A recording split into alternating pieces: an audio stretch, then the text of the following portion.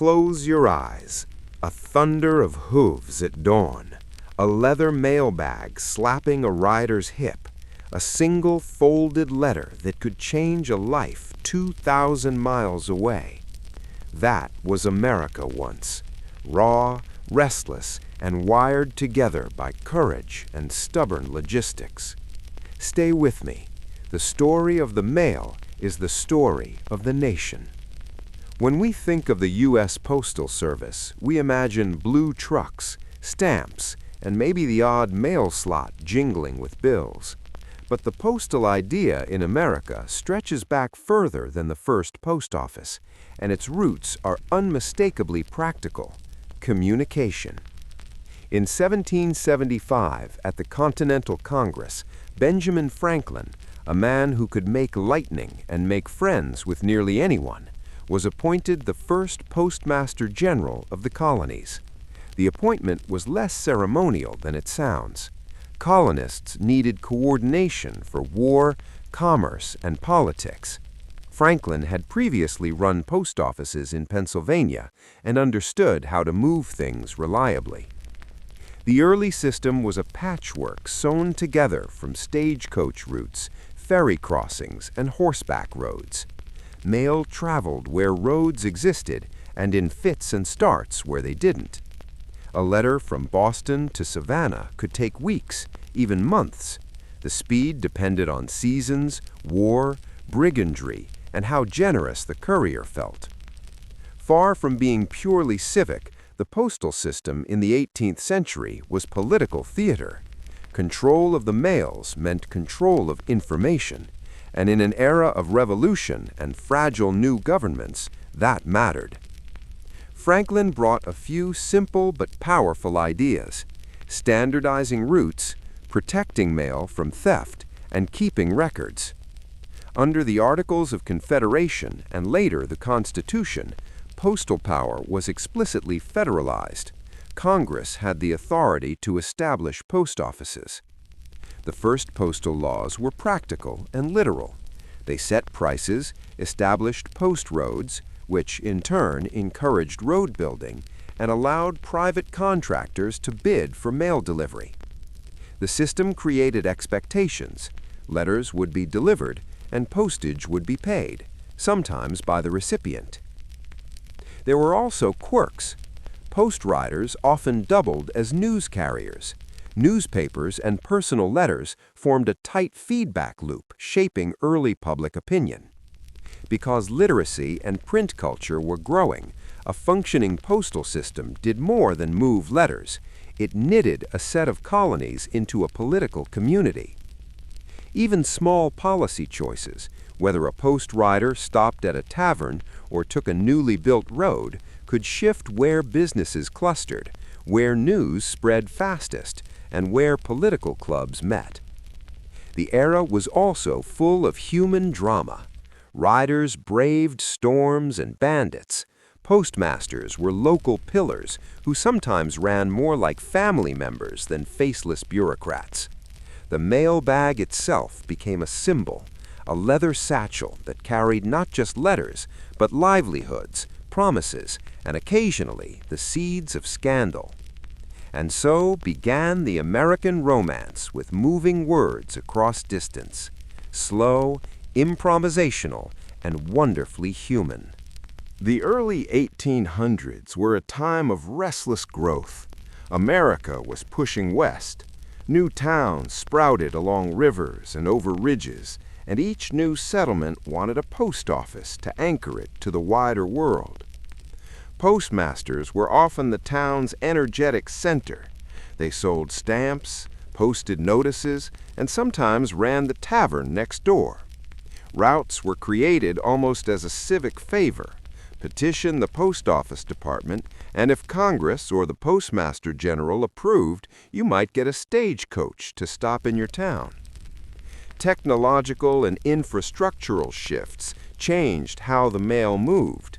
Turnpikes and better roads allowed stagecoaches to run on timetables. Steamboats opened up river corridors, carrying sacks of letters and newspapers upstream and down. By the 1830s and 1840s, mail became more regular and faster. Postal workers and contractors kept schedules, and communities could rely on news arriving at roughly predictable times. But America had its contradictions. The West remained rugged, and roads could vanish into mud overnight. Mail contractors who took longer routes were sometimes preferred if those routes were safer. The Post Office Department balanced cost against speed. There was a steady tension between desire for low rates and demand for speedy, reliable delivery. Several innovations changed the mailbox culture. One big shift was the idea that postage might be prepaid. Today, we take stamps for granted, but before adhesive stamps, recipients often paid. The concept of the postage stamp, which England pioneered in 1840 with the penny black, would later transform American mail by simplifying payment and speeding processing. Another shift was the cancellation mark, an official stamp that showed a letter had been used, preventing stamp reuse and giving postal clerks a way to track journeys. Mail also became a business engine. Merchants used the mails for invoices and catalogs. Newspapers used them for circulation.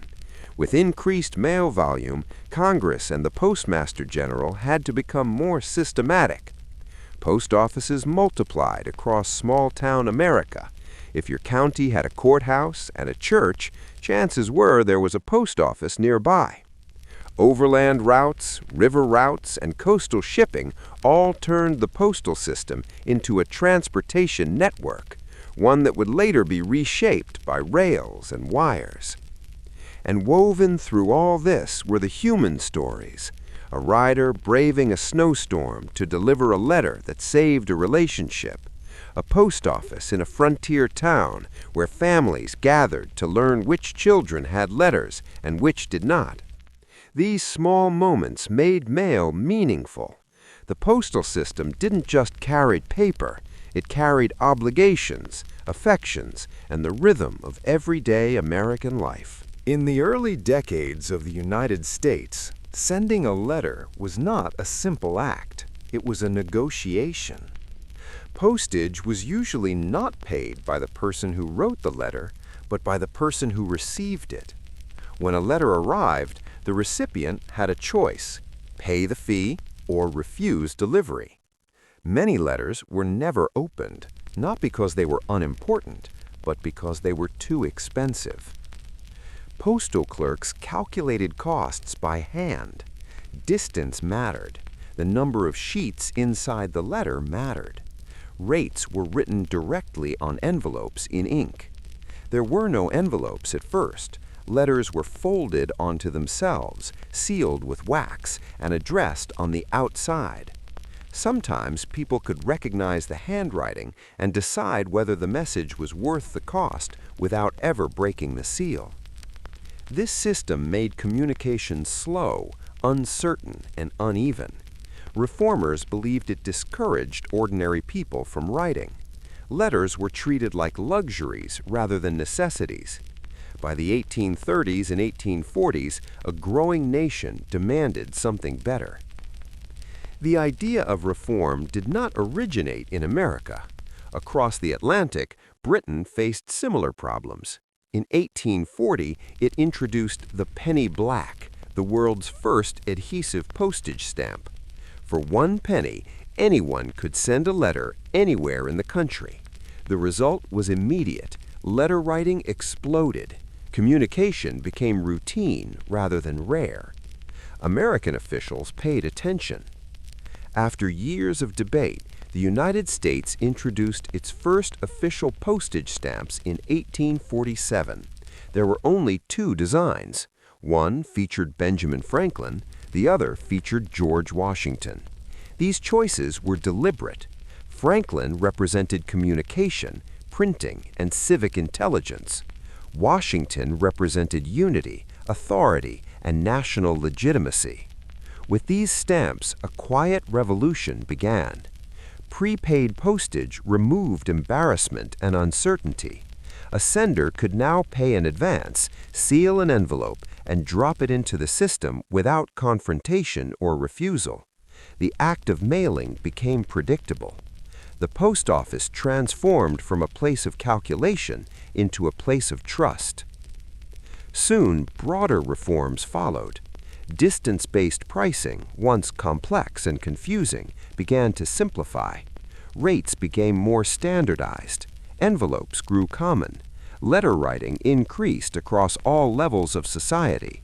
Merchants, politicians, families, and soldiers all wrote more often because they could afford to. Inside post offices, another silent change took place. Cancellation marks, ink stamps pressed over postage, prevented stamps from being reused.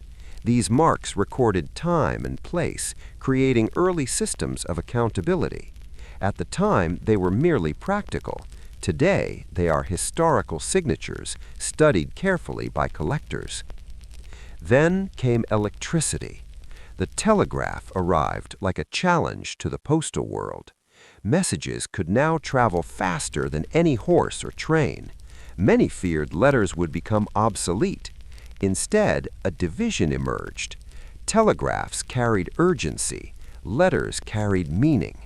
A telegraph could announce a victory, a loss, or a death. A letter explained it, softened it, or mourned it. Rather than replacing mail, the telegraph clarified its purpose.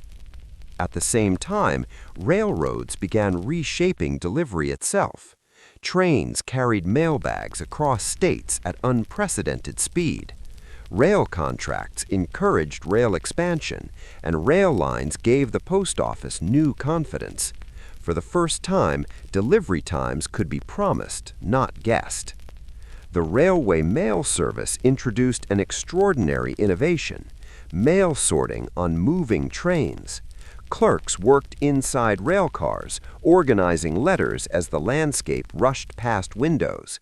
This single change reduced delivery times by days. Speed became systemic, not heroic. As the 1850s gave way to the 1860s, political tensions rose. Post offices and mail routes became strategically important. Letters carried not only affection and commerce, but orders, intelligence, and political ideas. During instability, the mail remained stubbornly operational. It adapted. It endured. By mid-century, the American postal system had transformed itself. It was no longer fragile or informal. It had stamps, standardized rates, rail networks, trained clerks, and national reach. It operated quietly, efficiently, and increasingly out of sight.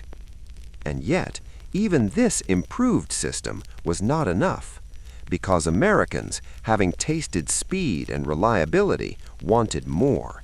They wanted the continent to shrink. They wanted the West to feel closer.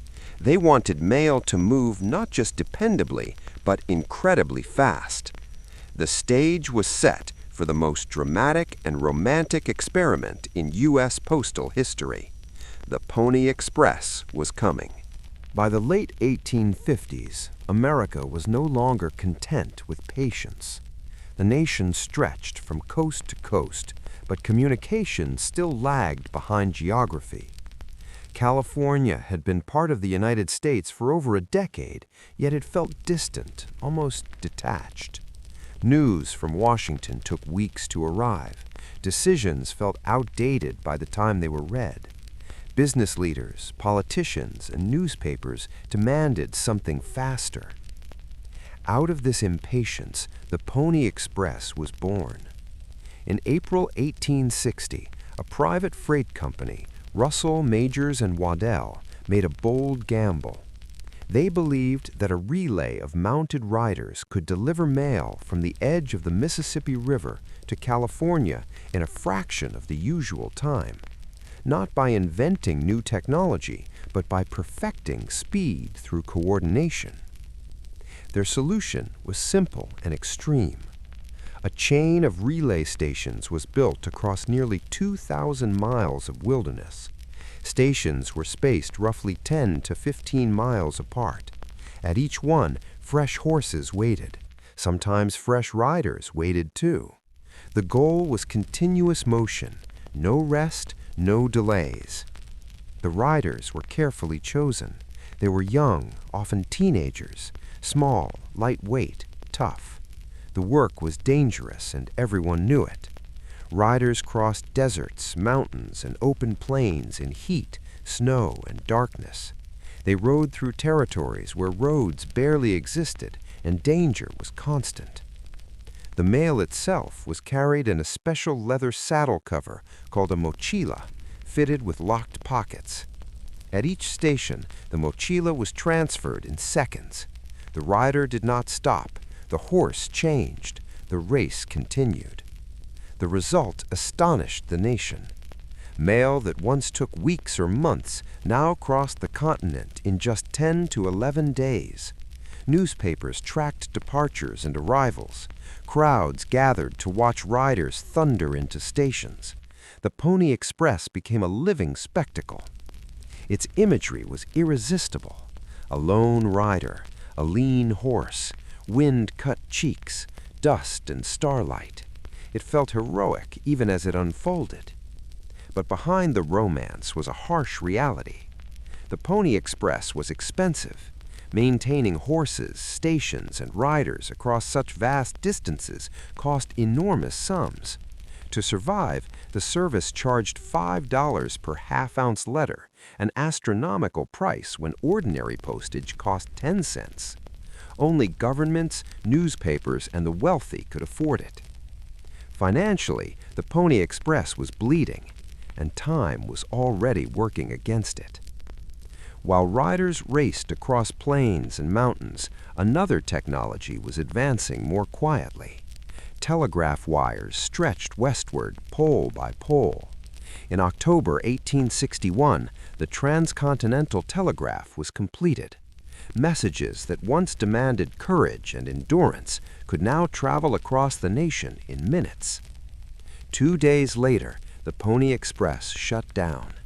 It had existed for barely 18 months. Yet something remarkable happened after its death. Instead of being forgotten, the Pony Express became legendary. Newspapers turned riders into heroes. Dime novels exaggerated their exploits. Stories grew taller with each retelling. Names like Buffalo Bill Cody and Wild Bill Hickok became loosely attached to the legend, whether accurately or not. Stations became towns, routes became roads. Memory filled the gaps that history left behind. The Pony Express did not fail because it was foolish. It failed because technology outran it. But in its brief life, it proved something essential. Americans valued speed, not as convenience, but as identity. Distance was not to be accepted, it was to be defeated. More than a mail service, the Pony Express was a signal. It showed what the nation wanted next: faster systems, tighter connections, fewer days of waiting. It was not the future, but it pointed directly toward it.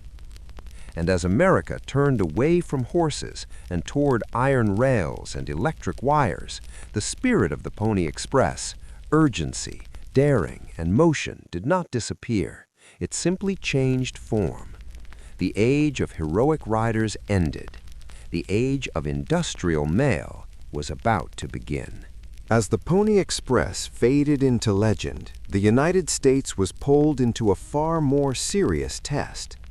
In 1861, civil war erupted. The nation fractured, and with it came an urgent need for communication that could survive chaos, distance, and destruction. Mail during wartime was no longer a convenience, it was a necessity. Soldiers wrote constantly. Letters traveled from muddy camps to quiet homes. They carried reassurance, longing, fear, and hope. A single envelope could steady a soldier before battle or bring unbearable news to a family far away. When mail failed to arrive, morale collapsed. When it did arrive, it restored a sense of humanity amid violence. The Post Office Department faced an unprecedented challenge. Routes were disrupted, post offices were seized or abandoned, entire regions fell outside federal control. Yet even as the country split, the mail continued to move where it could, adapting to new realities. The solution to distance and disruption was not another romantic experiment. It was industry. Railroads became the backbone of the wartime postal system. Trains could carry enormous quantities of mail at speeds that horses could not match. As rail networks expanded, the post office quickly realized that the future of mail depended on iron rails and schedules, not individual riders. But speed alone was not enough. Before the Civil War, mail was typically sorted after arrival. Bags were unloaded, letters organized, then sent onward. This wasted time. In wartime, delays could be disastrous. The answer was revolutionary in its simplicity: sort the mail while the train was moving. Thus was born the Railway Mail Service. Special rail cars were fitted with sorting tables, pigeonholes, and hanging sacks. Postal clerks worked inside these cars as the train thundered across the countryside. They memorized routes, destinations, and schedules with astonishing precision. Letters were processed en route, shaving days off delivery times. This work was dangerous. Trains derailed, cars collided, fires broke out. Clerks were injured or killed, yet they worked on, often protecting mailbags even in wrecks. Their labor was largely invisible, but it transformed the postal system into a machine that could keep pace with a growing nation. The Civil War accelerated this transformation. Rail lines became strategic assets. Mail carried military orders, intelligence, and political communication. Controlling rail routes meant controlling information. Postal workers became part of the nation's logistical backbone, even if they never carried weapons. After the war ended, the system did not slow down. Instead, it expanded. Railroads spread westward, and the mail traveled with them. Postal contracts helped finance rail expansion. In return, railroads provided the speed and reliability the post office needed. It was a partnership that reshaped both industries. By the 1870s and 1880s, the mail ran on schedules. Delivery times could be predicted with confidence. A letter mailed in one city would arrive in another on a known day at a known hour. This predictability changed how Americans lived and planned. Businesses relied on mail for contracts and payments. Newspapers depended on it for distribution. Families expected regular correspondence. The mail became a constant, no longer something remarkable, but something assumed. This was the end of heroic mail. There were no more lone riders racing against the horizon. Instead, there were clerks with ledgers, timetables, and routines. Speed became systemic rather than spectacular. Reliability replaced romance. Yet this shift did not diminish the importance of the postal system. It deepened it. By removing drama, the mail gained trust. By becoming boring, it became essential. The iron roads of rail turned the postal system into a national circulatory system. Information flowed steadily, quietly, and relentlessly. The nation could now communicate with itself at scale. And with this new industrial strength, the Postal Service was ready for its next transformation, one that would reach beyond cities and rail hubs and carry the mail all the way to America's most isolated homes. For much of the 19th century, rural residents often had to travel to a post office in town to pick up mail. That changed with two transformative programs: Rural Free Delivery, RFD, and Parcel Post. RFD began as an experiment, but soon became a national expectation. Farmers who once trekked miles for letters now received them at their gates. The impact was social and economic. It connected isolated families to news, catalogs, and political campaigns, while reshaping rural retail by bringing mail-order companies right to farm porches. Speaking of mail orders, this era also saw a revolution in goods movement. Companies like Sears, Roebuck & Co. used catalogs to sell everything from stoves to spectacles, and Parcel Post, established in 1913, allowed reasonably priced shipping for packages. Suddenly, a rural family could order a washing machine or a sewing machine and have it delivered by mail. The postal network became a major engine of commerce, linking producers and consumers in ways previously impossible. These changes had cultural effects, too. The mail carrier became a fixture of community life. Familiar faces delivering news, packages, and sometimes a friendly ear. RFD carriers were often the first to bring new fashions, medicines, and political tracts into secluded corners of the country. They became conduits of modernity, making rural life less insulated and more connected to national trends. Administrative challenges followed. Routes had to be mapped, trucks and horses allocated, personnel trained, and schedules coordinated. The post office invested in delivery vehicles and experimented with roadside boxes and carrier uniforms. The sheer volume of parcels required logistical innovation. Sorting hubs and regional distribution centers became critical to prevent gridlock. Yet this modernization did not erase nostalgia. For many, the sight of a carrier on a muddy country lane remained cinematic, a symbol that the wider world might be distant but was not unreachable. The mail had become a democratizing force, not just for letters, but for livelihood and access. By the early 20th century, America's postal network was a backbone of everyday life. For rural Americans, the post office used to be a destination. Then the mail came to them. Rural Free Delivery, RFD, meant carriers traveled miles down dirt roads, delivering letters directly to farmhouses. It transformed isolation. Farmers received newspapers, political pamphlets, and personal letters without leaving home.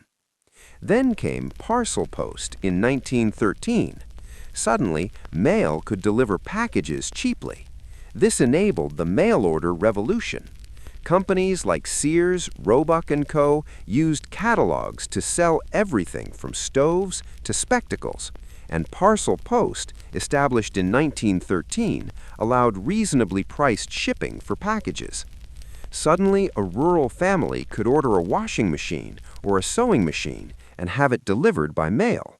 The postal network became a major engine of commerce, linking producers and consumers in ways previously impossible. Rural mail carriers became trusted figures. They knew families, watched properties, and sometimes delivered news before anyone else. The mailbox itself became a symbol of belonging. This was the mail at its most democratic. If the Pony Express was horse and horizon, the next great leap was airborne. As aviation matured after World War I, postal planners looked up. Early experimental airmail flights were often perilous. Flimsy planes, primitive instruments, and weather that could change a pilot's fate in minutes.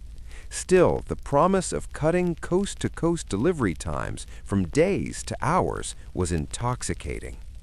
Official airmail service began in 1918 with the U.S. Post Office hiring former military pilots to fly designated routes. The pilots were pioneers and daredevils.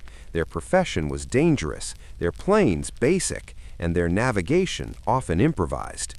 Night flights were especially hazardous before radio navigation and instrument landing systems existed. Still, heroic feats, mail carried through wind, fog, and snow, fed the public imagination. The 1920s and 1930s saw commercial aviation and airmail grow together. Private airlines accepted contracts to carry mail, helping subsidize their fledgling passenger services. Notable episodes, like Lindbergh's later advocacy for air safety and efficiency, cemented aviation's place in the mail ecosystem. Technology progressed rapidly. Better aircraft, improved navigation, and more reliable engines made airmail practical and safer. Airmail also impacted design. Stamps commemorating flight, specialized airmail envelopes, and labels that distinguished skybound letters from ordinary post. The speed of airmail reshaped expectations. Urgent news, legal documents, and business correspondence could now traverse the continent in a day rather than a week. This speed promoted economic activity and further made the postal network indispensable to national life. Yet, even as planes took over long-haul rapid delivery, the ground network remained crucial for local distribution. Airmail was complementary, not a replacement. Planes solved distance, but not the final mile. Someone still had to walk or drive up to a mailbox and return the reply. Thus, airmail became a celebrated layer in the multimodal tapestry of American communications. Flying the mail was terrifying. Early airmail pilots flew open cockpit planes in fog, snow, and darkness. Navigation tools were primitive. Many pilots crashed and died. But speed improved dramatically. Mail contracts helped build the airline industry. Passenger airlines often survived because mail paid the bills. Airmail stamps appeared, blue envelopes, red borders. Speed became a selling point. The sky joined the road and rail as a postal highway. After World War II, America entered an era of scale and speed. Suburbanization, booming commerce, and increasing mail volumes required new solutions. The answer included both systems thinking and a little bureaucratic genius: zip codes. Introduced in 1963, the 5-digit zip code system rationalized the country into numeric regions, dramatically simplifying sorting and routing. ZIP stood for Zone Improvement Plan. It gave postal workers and machines clear rules for where a letter should go, enabling automated sorting equipment to work faster and more reliably. The post office also invested in mechanized sorting machines, conveyors, and barcode systems that could process thousands of letters per hour. Mail rooms and distribution centers became industrial operations, complete with moving belts and humming sorting machines. The 1960s and 70s also saw organizational shifts. The Post Office Department transitioned into the U.S. Postal Service, a semi-independent entity with a degree of corporate structure intended to make it more efficient and financially accountable. Uniforms, vehicles, and post office designs were modernized. Public outreach encouraged citizens to use zip codes and standardized addressing to reduce errors. Mail culture changed too. Advertising by mail boomed. Businesses used targeted mailings. Political campaigns refined their outreach. And as suburban mailboxes proliferated, the daily scene of a carrier delivering in a bread box-like slot became a suburban ritual. Yet modernization brought tensions. Automation threatened some jobs, and new systems required public education to work well. Culturally, the mid-century mail was both efficient and sentimental. The image of a child peeking at the mailbox or a family waiting for a package persisted even as sorting centers turned letters into mechanized flows. The Postal Service was becoming simultaneously a technological marvel and an intimate presence in households nationwide. Post-war America flooded the mail system. Suburbs, bills, advertising, volume exploded. The solution was automation. In 1963, zip codes were introduced. 5 numbers reorganized the nation. Sorting machines followed. Barcodes replaced handwriting recognition. The post office became the U.S. Postal Service in 1971, semi-independent, modernized, and corporate in structure. Mail became fast, efficient, and less personal, but it worked. The late 20th century introduced new competition and pressures. Private couriers, notably UPS and FedEx, specialized in fast parcel delivery and corporate logistics. The Internet started shifting communication from paper to electronic signals. Postal revenues from letters began a slow decline, even as package volumes rose. The USPS had to adapt to a changing marketplace while remaining bound to obligations of universal service. Financial strains intensified. The Postal Service, unlike private firms, had mandates to deliver everywhere at affordable prices. Declining first-class mail revenue and increasing operational costs created perennial budget challenges. Attempts at reform, pricing changes, service shifts, and calls for privatization sparked political debates about whether mail was a public service or a commercial enterprise.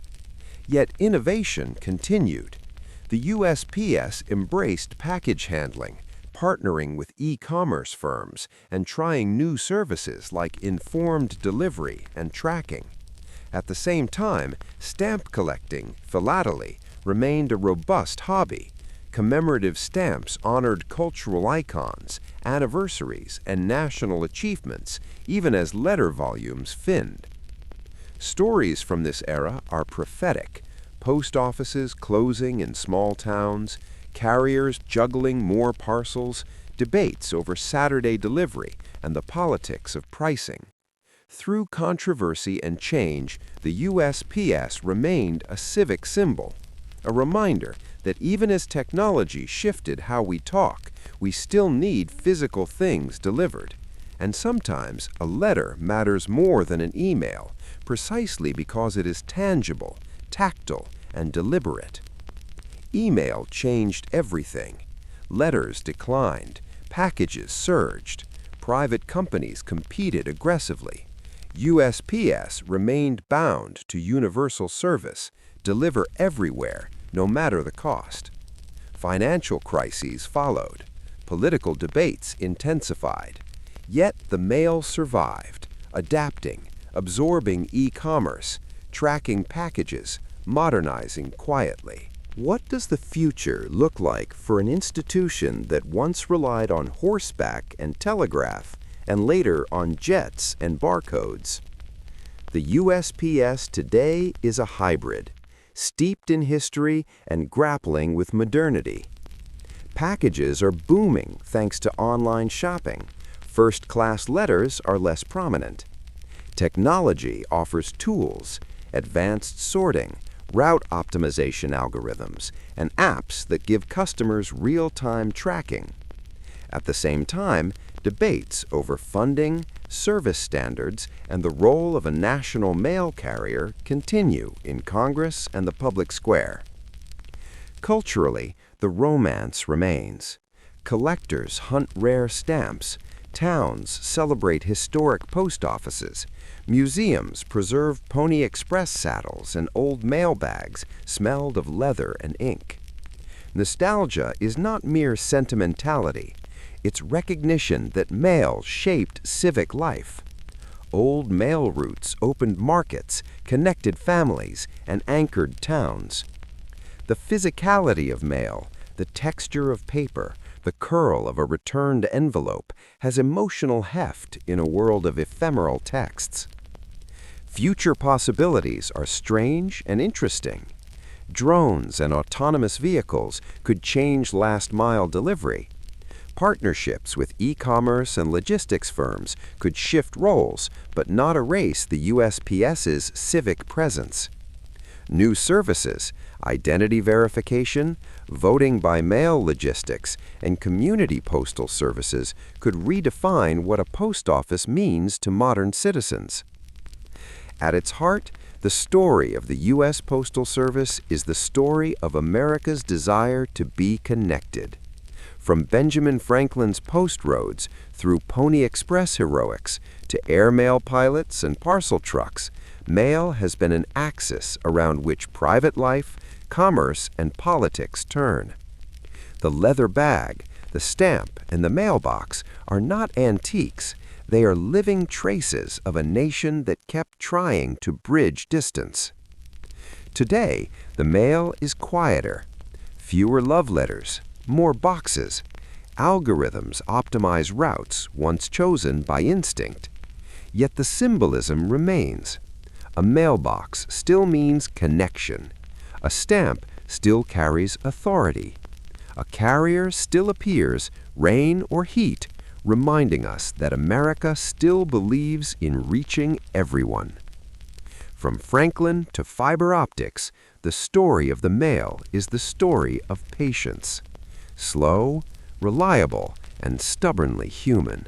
If you step back from the details, the horses, the trains, the planes, the machines, the history of the United States Postal Service is not really about mail at all.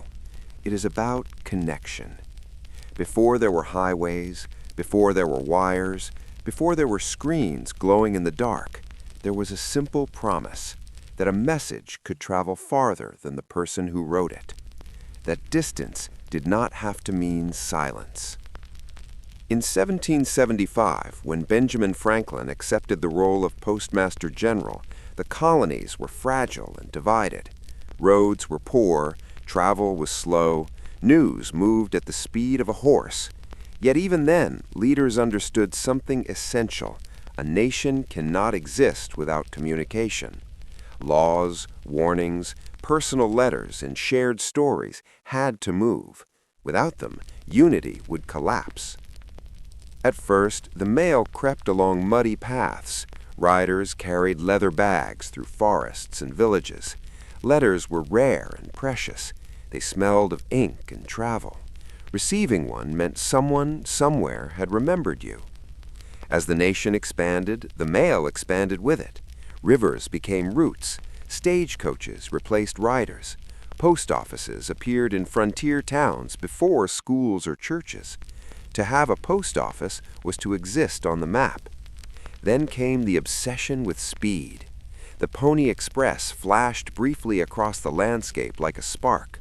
It proved that Americans were no longer satisfied with patience alone. 10 days across a continent felt miraculous. Even though it failed, it left behind a belief that distance was a challenge, not a limit. War tested that belief. During the Civil War, letters carried hope through blood-soaked fields and hospital tents. A folded piece of paper could steady a soldier's hands or break a family's heart. The mail did not stop for grief or gunfire. It moved because it had to. Rails hardened the system. Steel tracks turned communication into a schedule. Clerks sorted letters in shaking rail cars, trusting timetables more than intuition. The mail became industrial, dependable, and anonymous, yet still deeply personal to the person opening the envelope. When rural free delivery arrived, the mail did something radical. It stopped asking people to come to it. Instead, it came to them, down dirt roads, past cornfields, to quiet farmhouses. The mailbox became a symbol, not of luxury, but of belonging. Parcel post carried the American dream in cardboard and twine. Entire homes arrived piece by piece. A nation ordered itself through catalogs and trusted the mail to deliver its ambitions intact. The sky brought danger and courage.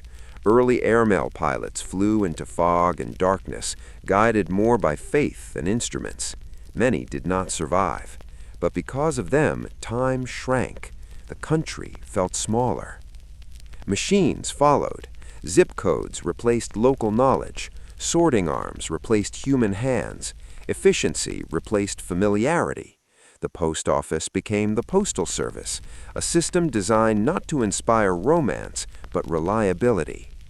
Then came the digital age. Emails erased handwriting. Messages became instant and disposable. Predictions of postal death grew louder. But something unexpected happened. While letters faded, packages surged. The mail adapted again, quietly, without ceremony. Today, algorithms choose routes once memorized by carriers. Barcodes speak where stamps once did. Trucks replace horses, scanners replace ledgers, and still, every day, the mail moves. Not because it is glamorous, not because it is fast, but because it is expected. That expectation is the real legacy. Americans expect that no matter where they live, mountain town, desert road, island shore, someone will arrive with their mail. Rain or heat, profit or loss, visibility or silence. That promise has survived revolutions, wars, depressions, and technological upheaval. It survived because it was never only about paper. It was about trust. Trust that a letter would arrive unopened. Trust that a package would reach the right door. Trust that someone, somewhere, was quietly doing their job. In an age of noise, the postal system remains almost invisible, and that invisibility is its greatest success. When the mail works, no one notices. When it fails, everyone does. From hooves pounding dirt roads to planes slicing clouds, from handwritten addresses to machine-read codes, the U.S. Postal Service has been the quiet thread holding a vast nation together. It did not shout history, it delivered it. And even now, long after the Pony Express has faded into legend, that thread still moves, one envelope, one package, one ordinary day at a time.